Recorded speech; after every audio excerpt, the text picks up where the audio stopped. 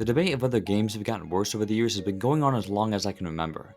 I always found the sentiment weird because how can games get worse? It doesn't make much sense. After spending a lot of time in the gaming community and playing a lot of games new and old, it's become clear to me that games have gotten worse isn't exactly what it seems. But for now, let's take the statement at face value. What if someone actually thought games have gotten worse? Well, for starters, the amount of advances in technology and accessibility makes it really hard for gaming as a whole to get just worse. As more people get access to this technology, they can improve graphics, features, and pretty much every aspect of a game. It also allows more people to get their hands on the technology to be able to make a game, and this means more games coming out. I think one of the reasons a lot of people say gaming is getting worse is because there's so many bad games coming out, and they get a lot of publicity. Gollum, Saints Row, Skull and Bones, Suicide Squad. You hear about these games flopping all the time, and it makes it seem like the gaming scene is filled with bad games constantly coming out. But with all this talk about games falling short, they overshadow small and even large successes. When the output in the industry increases, we're getting more bad games, but also more good games. You just have to choose what to focus your attention on. Some of the most recent years have been the best ever for gaming, even the slow ones. Just last year, we had an incredible amount of quality games, but the year before that, we got God of War Ragnarok, Elden Ring, Neon White, Citizen Sleeper. The year before, Metroid Dread, Psychonauts 2, It Takes Two, Resident Evil Village, and I could keep going until 2015 and onward. So many great titles released over the past couple of years. Not only that, but the standards have gotten higher over the decades. If we're being completely honest here, there are not many highly acclaimed games that came out over 15 years ago that could come out to anywhere near the same praise today. Yet whenever there's a best games of all time list, almost every game at the top aren't modern titles. I've checked to see if they deserve it firsthand, and almost none do. Bioshock is not fun, there's no depth, and has so many pacing issues. The entire gameplay loop is killing a couple people, dying, respawning, killing a couple more, then dying again. And you do that for 12 hours. The story, spoilers for Bioshock ahead by the way, skip to this time code if you don't want to see them. The story is non-existent. You survive a plane crash and go down in the sunken city that's never explained, and now there's these characters that are telling you what to do, and there's a bad guy but I have no idea why he's bad or what he's doing, so I'm just following the arrow. The big daddies are so tedious to kill, and the bodyguard mission at the end is so slow and annoying, it actually made me go insane. This stupid girl keeps telling me to hurry up and go fast, yet she is traveling at 2 miles an hour. And then there's this twist that the bad guy wasn't bad, but the good guy was bad and he was mind controlling you, but who cares? I don't know any of these people. It was just recently I discovered that there are people who actually cared about this twist, because you barely interact with anyone. And my character doesn't have a personality, so why do I care that some guy I heard in a voiceover every 30 minutes is evil and mind controlled me? Then during the final boss battle, he starts talking about how I was like a son to him, and then he planted memories in my mind and stuff, and I had no idea what was going on. At that point, I honestly forgot that there was a world outside of Rapture anyways. The first two Arkham games are so outdated. Firstly, the combat has no depth, and on the hardest difficulty, you'll spend 20 minutes just trying to get a couple guys down because it takes 100 hits to knock them out. There are no character arcs, nobody is fleshed out, every relationship requires prior knowledge of the Batman mythology or else you'll have no idea what anyone is talking about. Joker doesn't seem like some big mastermind, you barely ever see him until the end when you kick his ass, and he seems especially weird in City. The whole time he's oddly desperate to get the cure for his disease, but the Joker has never struck me as the type to care about death. Maybe it's the Dark Knight's influence, but I feel like the Joker is supposed to be a psycho who is only concerned about creating chaos whatever the cost, so he felt weirdly out of character for the duration of the game. Not only that, but Catwoman was really unnecessary. We played as her a bit at the start where she goes on some Poison Ivy side quest, then we forget about her until the very end where she goes to save Batman. But the whole thing was for no reason. She could have been taken out of the game and Batman could have saved himself in the rubble, and the game would have been the exact same. It didn't add to any overarching theme or change Batman in any way. It just seemed like something they added in to pad out for time. As a whole, both Asylum and City are just really boring. And I wouldn't exactly call Arkham Knight not boring, but everything about it is so much better. There are characters with at least a bit of depth, arcs, and a semi-engaging story. The problem still lies with how interesting and relatable the characters are, but they have the Batmobile in this game and it's easily the best part. And the Joker is the best he's ever been in here. He actually feels like he had an impact on the characters' lives and tormented them. I know I'm spending a while talking in depth about certain games you may not have played, so I'll try to be quick with the rest. Uncharted 2 is considered by a lot of people to be the best Uncharted game, and is definitely better than the first, but the character writing, combat, level design, and story are nothing compared to Uncharted 4. The only person I can actually identify with prior to A Thief's End is Elena.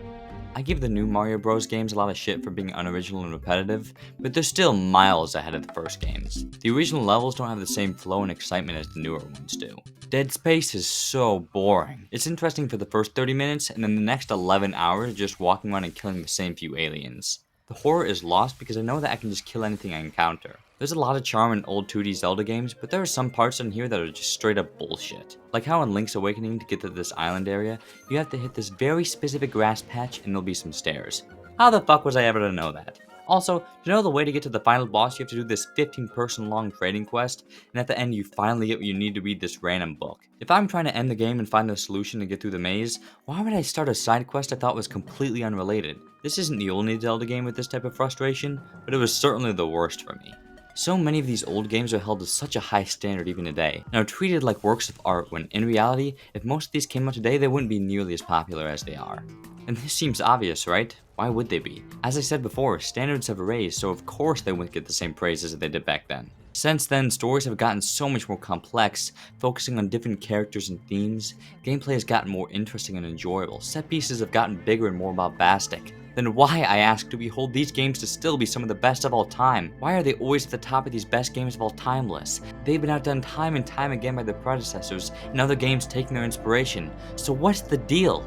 And the answer to this is most commonly that they were there first. The first of these ideas like plot twists and platforming and interesting worlds to explore. But what, just because they did a now popularized idea first, this means that they're forever heralded as incredible no matter what cool new games come out? And here's where we talk about the difference between respecting a classic and worshipping it. When the IGN Top 100 Games of All Time list is filled with games that are nothing compared to the types that come out nowadays, there's an issue of worshipping. If someone were to go to that list looking through it for game recommendations, they'd probably get disappointed with a good amount of them because there have just been better titles released since. So are they really the top 100 of all time, or top 100 most important? When I shit talk a game from back then about all these things that would be bad today but weren't back then, is that fair? How are they supposed to factor in how good things would become? The truth is that, no, it's not entirely fair, but I'm not going to lie to you and tell you that the characters are some of the best written in gaming and that the atmosphere is phenomenally immersive. My criticisms are of now, not back then, but I'm still thankful for how it pushed the industry forward. I respect what it did, then I tell you how my experience was. When it comes to these older titles, there's too much of a blur between giving a game props and not accepting that it has flaws. But obviously this is not the only reason people think gaming was better back then. There are plenty of reasons I've heard of. One is that live service companies are way greedier, and so many games are just there to suck the money out of your wallet. This is true. The amount of microtransactions and battle passes and pay-to-win material has only been increasing throughout the years, and it's really fucked. But there are so many multiplayer games that don't have these and are still a lot of fun. Fall Guys, Fortnite, Apex Legends, Among Us, Lethal Company, Palworld, all these recent games are a lot of fun to play with friends and have no microtransactions that change the gameplay. Sure, you can buy stuff like skins and emotes, but those are completely optional. The same enjoyment can be had with $0 spent. Another gripe is that there seems to be an uprising in games releasing in an unfinished state. This is also true, but just like the last point, it's really blown out of proportion. How many games from the past 5 years can you name that have been released in an unfinished state? Cyberpunk, Jedi Survivor, Jedi Fallen Order, Pokemon Scarlet, Last of Us Part 1 PC, and Starfield kinda. But when it does happen, it's just such an anticipated title, and people make such a big deal out of it that it makes it seem like it's happening all the time. To be clear, I do think we should give companies shit for microtransactions and glitchy launches and stuff. I do think we should make a big deal out of it. Gaming and entertainment in general is probably the greediest it's ever been. Disney is remaking everything for live action and Warner Bros. Is deleting movies for tax write-offs. But are we really gonna sully the entire state of gaming because of some bad apples? There are so many developers working their asses off to give us the best gaming experiences ever that completely outweigh the money-focused corpos. As I said, the gaming industry is more saturated than ever before, so we're gonna see a lot of bad. But there is so much more good if you look for it. Make noise when you catch a company doing something it shouldn't, but we should make just as much noise when an indie team puts out a gem that we can all enjoy. One of the most sound arguments I've heard is that there's not as much innovation in the gaming industry as there once was, and I do think we've got to that point. Gaming got big right around a huge technological boom around the early 21st century, and that allowed games to rapidly accelerate in quality. For decades, every new gen of consoles provided us with a huge jump in graphics and technology, and now we've gotten to the point where games can't look or perform all that much better. Some say that this is what makes gaming less exciting, knowing that the next leap in tech isn't right around the corner. And even though this is true, since when does a halt in innovation equal to a decrease in quality? Look at the movie industry. When was the last time there was a huge innovation that pushed the industry forward? And yet, there's still countless incredible movies that are released every year. Books. I know a lot of you probably can't read, but you literally can't innovate them. For 20,000 years, they've just been writing on sheets of paper. But you don't see that dying out because there's not enough innovation. We were lucky to live through a time where every few years the landscape of gaming shifted completely, but that doesn't mean the games that come out will be any less special. Developers will continue to put out new and ambitious titles that push the boundaries for gameplay, world building, storytelling, and so much more. And the technology that big studios have will become more accessible to more and more people. There are still an infinite amount of stories to tell, and we can't write out the future of gaming as stagnant just because the graphics don't get 20 times better every generation. But the most notable, and honestly most interesting reason a good portion of people are saying gaming has gotten worse is because of nostalgia.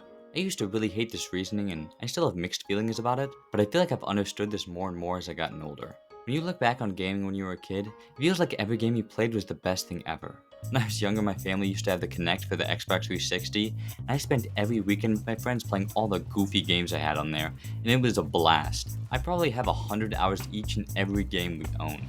Then when I was able to get the non-Kinect games, I spent even more time running around the world of the LEGO games, chasing around my friends and killing them over and over. Looking back on it, those experiences of playing on the Kinect and the LEGO games feels like some of the best gaming experiences ever. But when I think about it, I also tell myself that if I played them now, I probably wouldn't have nearly as much fun as I did back then.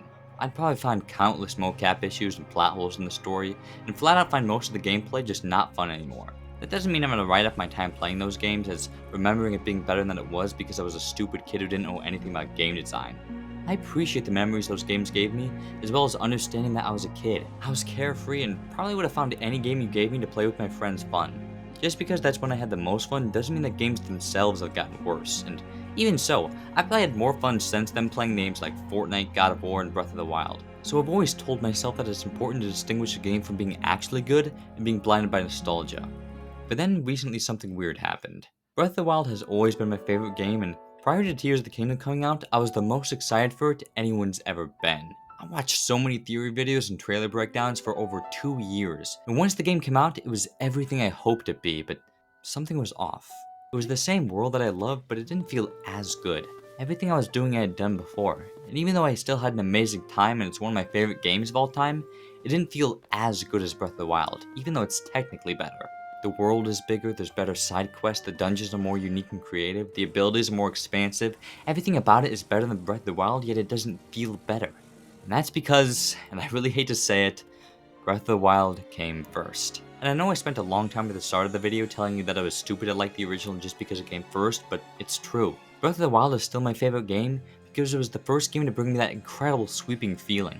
That feeling of ultimate freedom. And I'm not trying to tell you that what I said before is wrong or that gaming is truly getting worse.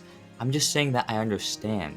I understand feeling that the old thing did it better. I understand feeling like a certain idea it can't get any better. But what I'm trying to say with this video is that it can, even though you may not feel it. New incredible games are being released every year, so many that I and you can get excited for. There are still so many promising studios creating consistently great titles, and maybe there'll be a day where everything that comes out feels like it's been done before, and that gaming just can't get any better, but that's because it's you. You've experienced so much that nothing feels new.